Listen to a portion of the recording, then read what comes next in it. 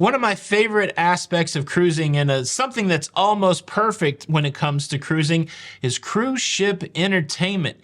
It still blows my mind the amount of access you have included in your cruise price. Access to big stage shows, to aqua shows, to small club comedy, to live musicians. And this thing would be the complete perfect thing for someone who loves entertainment if it wasn't for the other people, that's what makes it imperfect. In today's episode, we're going to talk about 5 things that other people do that ruin cruise entertainment. And I have a story time for you. I don't think I've ever shared this. The time that I got accosted on a Norwegian cruise ship in the main theater by a Gen Z youngin'. Yeah, cruise entertainment imperfections, don't do it stuff. Let's talk about it.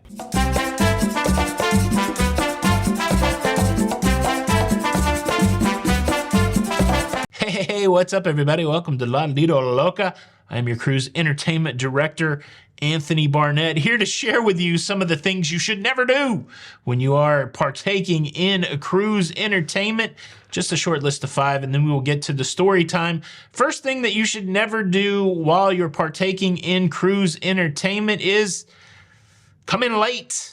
This is one of the most disruptive things that I've ever seen during a cruise ship entertainment. For some reason, people who come late to cruise shows not only think it's okay to come late to the cruise show, but they think it's okay to try to snag a seat in the front. There is nothing more frustrating than being a few rows back or in the middle of the theater or in the back of the theater when your performance gets disrupted by some yahoo that's trying to make their way and get people to scoot down and go to a middle of the, you know what I'm talking about. It doesn't need much description. It's distracting not only to the audience, but I've talked to some performers. It's also distracting to the performers. So yeah, number 1, do not come late to the cruise shows. The second thing that you could do if you wanted to ruin a cruise show is talk during the whole performance. On my most recent cruise on the Carnival Celebration, I attended one of the production performances in the main theater. And well, the people in the row behind me, they must have not realized they were at a show. They must have just thought, wow, what is all this music that is disrupting our conversation? I know how we can fix that. We can just talk louder than the music. This may have been the most distracted I have ever been during a show. They were talking so loud, I started to get into the conversation. I was like, yeah, okay, I can ignore the show also. What are these people talking about? No, super distracting. There were people uncomfortable all around me. A lot of fidgeting, a lot of shifting, a lot of looking back. It could have all been avoided if the people who came to the show to watch a show would have just kept their mouths shut. There's a pro tip for you. If you go to a show where you're supposed to be participating as an audience member, your job is to shut up and listen and to watch and to enjoy.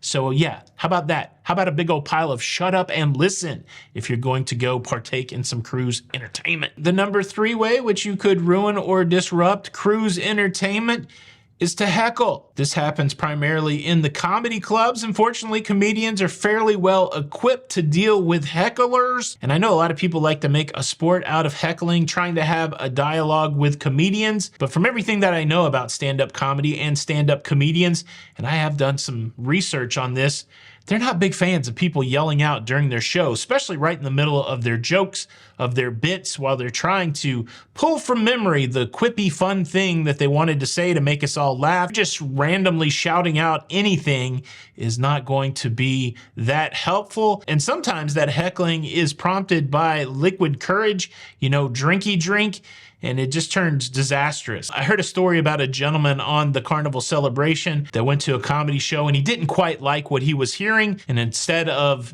staying there quietly or finding a way to make an exit, he thought he would fight verbally with the comedian. Eventually was removed from the club. This is not what you want to be doing when you go to any performance on a cruise ship. Here's the pro tip. Unless you're in an environment where they're specifically asking for people to volunteer and participate in the show, well, it's back to, the whole audience member rule. Just shut up and listen to the show. Now, the next part of the list, items number 4 and 5, and a bonus item number 6. I'm saving those because I've been guilty of all 3 of them, honestly. I'll be straightforward about it. I'm going to share those with you, but first, let's take a moment to thank the sponsor of today's episode. Today's episode is sponsored by Scentbird. Scentbird is the fragrance subscription service that allows you to try designer colognes and perfumes for just $17 a month. So while you may not think of your fragrance choices that often, fragrance is a big deal, especially to cruisers. Just came off of the Carnival celebration. We cruised with some friends of the family. Our friends have 2 teenage sons in high school and 2 older boys in their 20s. And man, the cologne was very important to them. I watched them spend hours in the cologne shop spraying cologne after cologne, trying to make sure they had that perfect scent choice before they dropped hundreds of dollars on a single bottle. And after watching this, I looked at them and I said, you know what you guys need? You need yourself a subscription to Scentbird. Scentbird is essential for cruisers and travelers. Their colognes come in these very easy to use and stylish travel dispensers. Tucked in this container right here, the 1-month supply of Sana Jardin's Berber Blonde. Look how compact that is. That works perfectly with travel requirements. Super easy to apply. Little spritz. That Berber Blonde, it's got notes of citrus and bergamot. Wow, that's a really nice smell. It smells like a citrus grove right there on my arm. And Scentbird has you covered when it comes to choices. Over 600 perfumes and colognes to choose from. High-end brands like Prada and Gucci and Versace. Indie brands like Skylar, Heretic, Confessions of a Rebel. Now, fortunately, Scentbird doesn't just want me to smell good. They've got a great offer for you. You can use our coupon code LODLITOLOCA55 off for 55% off your first month at Scentbird.com. That makes your first month just a little over $7. Big thanks to Scentbird for sponsoring today's episode. I really do like doing the Scentbird integrations just so I can use the word bergamot. It reminds me of Burgermeister. Okay, back to the list. And so number 4, I hadn't even thought about in a long time, but I was reminded by a recent video by my friend Jamie from the Sharon at Sea YouTube channel, something that he admitted to being guilty to during the show. And as he said it out loud, I went, yeah, that's me too. Number 4, a way to ruin the show, probably not for you, but for others, is to sing along with the show in a manner where people hear you more than they hear the performance on stage. I don't think it's a foreign idea to any of us that when we hear a song that we know, and if we have some inclination to sing, we love to sing along. And sometimes we do that without even considering that the people around us maybe don't want to hear us sing at all. Now, fortunately for me, I have this YouTube channel and I can force you to listen to me sing at least once or twice. To ba mirum spargen so.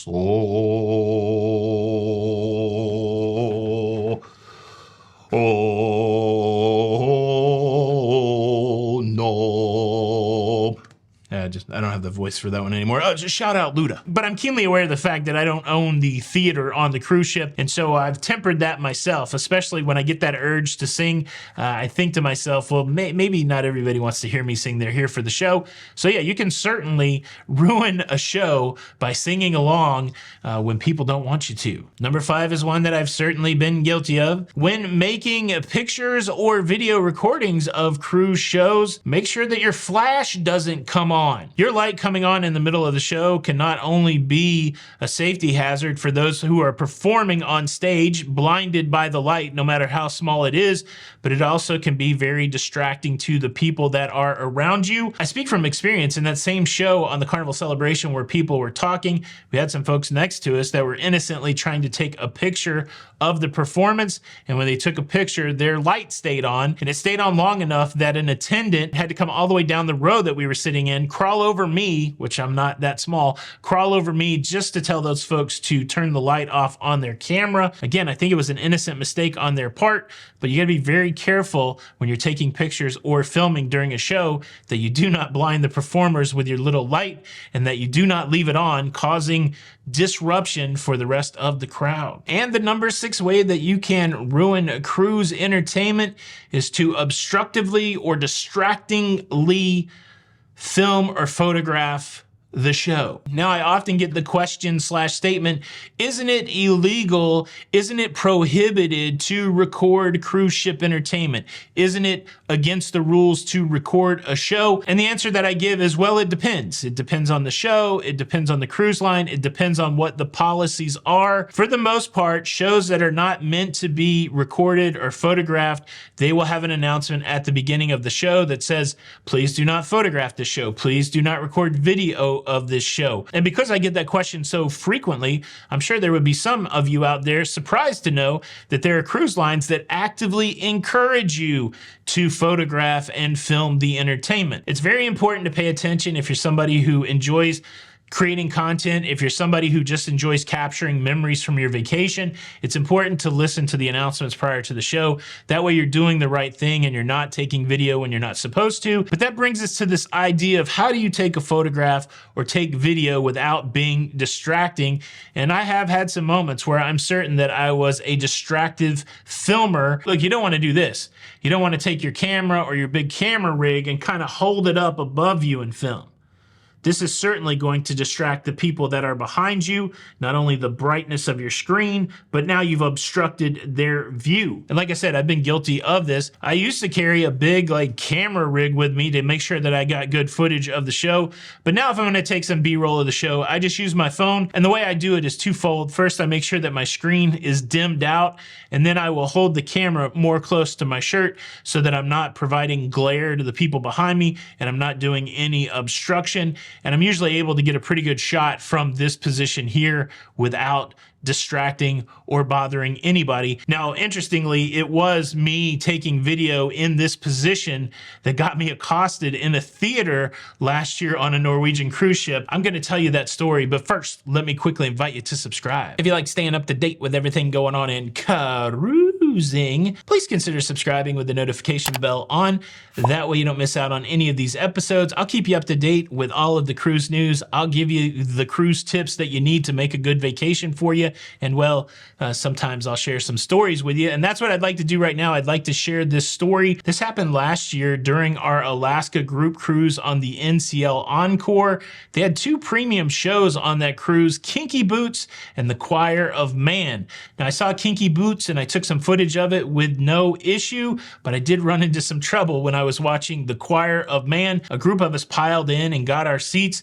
We settled in for the show, and as the show started, I wanted to get a couple shots of B-roll so that I could include it when I talked about our cruise on the NCL Encore. So pretty early in the show, I pulled out my phone and I was making some clips from about my chest area when all of a sudden a hand came over and pushed my phone down, and a young lady, I feel like she was in her 20s, said to me, "Stop filming the show, it's not right." And honestly, it was a bit shocking for a stranger to reach over and touch me and try to touch my phone. But I was enjoying the show. I didn't want to get into some sort of conflict. I had essentially already got the footage that I needed, so I lowered my phone because I didn't want to antagonize somebody that I didn't know in the row behind me. And of course, I enjoyed the rest of the show. Now, the irony of the thing is they very plainly say in The Choir of Man, make sure you take some video of the show and share it on your social media. And I was very tempted to, turn around and go, ha ha ha ha. But I also believe in the philosophy that you should not repay evil with evil.